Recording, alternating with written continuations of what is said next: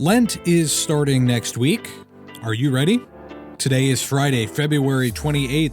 From Ave Maria Radio, this is Michigan Mornings.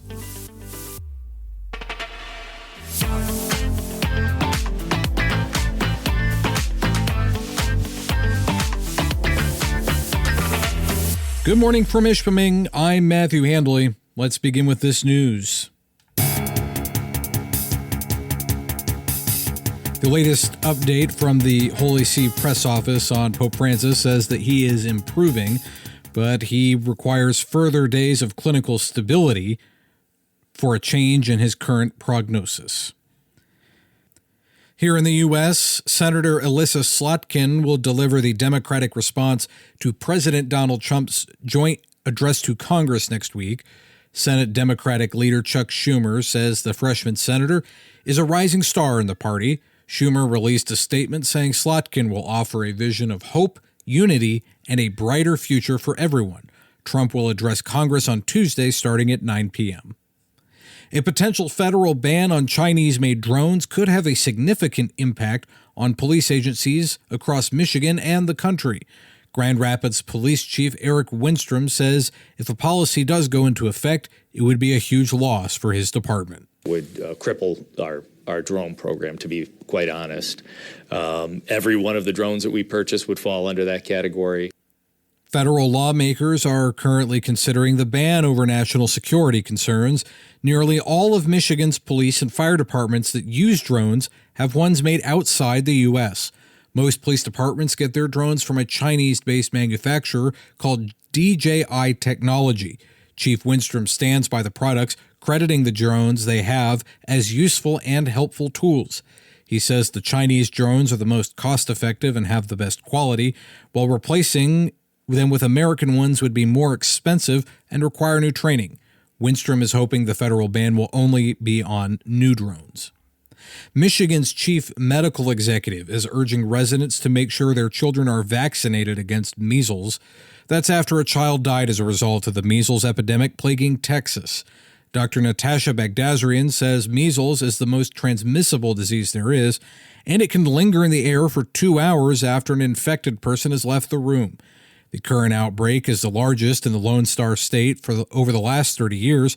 Michigan has only seen 7 cases last year. Bagdasarian says there's a concern because of declining vaccination rates. And the U.S. Department of Transportation says Detroit Metro Airport is among the most expensive airports in the country to fly out of for domestic travel. The airport ranks 20th in the country for passenger volume with an average fare of $401.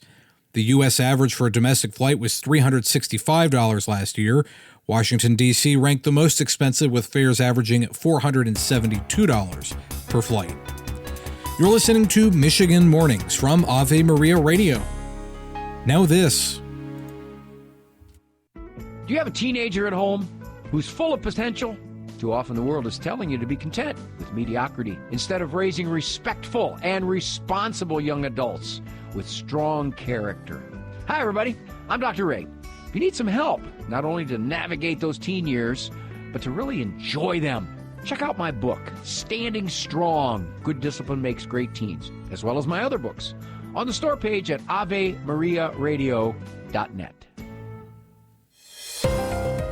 We're looking at mostly cloudy skies in the Motor City today. It'll be breezy with gusts as high as 38 miles per hour. Our high will be 52.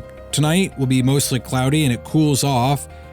The low will dip to 25. Tomorrow, expect partly sunny skies with a high near 28.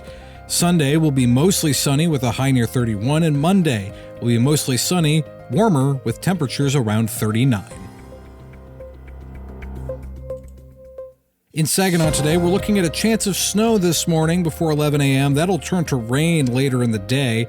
Our high will be 49, and it'll be breezy as well with gusts as high as 38 miles per hour. Tonight, we have a chance of showers into the late evening around 1 a.m. It'll be mostly cloudy with a low around 20. Tomorrow will be mostly cloudy, then gradually becoming sunny. It'll be much cooler with a high near 24. Sunday will be mostly sunny with temperatures near 31. It warms up again on Monday. We'll have mostly sunny skies and a high near 41.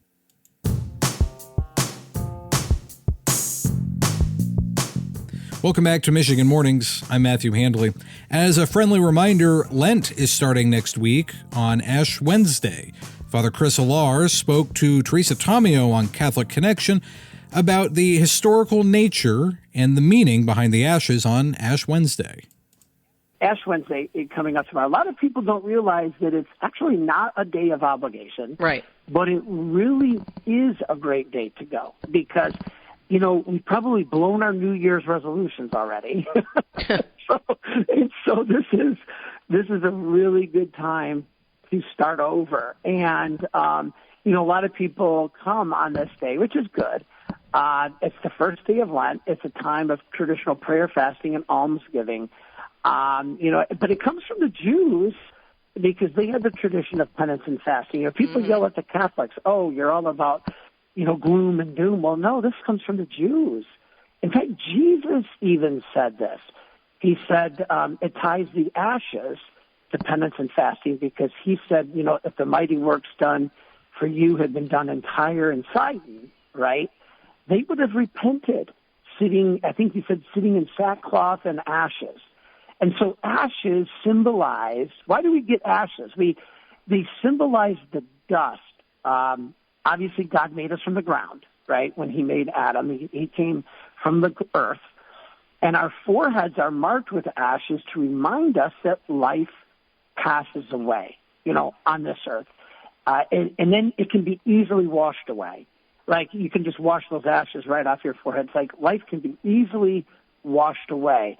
And remember, was it Genesis? Remember, man is dust, and unto dust you shall return. Mm-hmm. And so it's kind of a reminder of our finiteness, if you will, kind of our temporal being.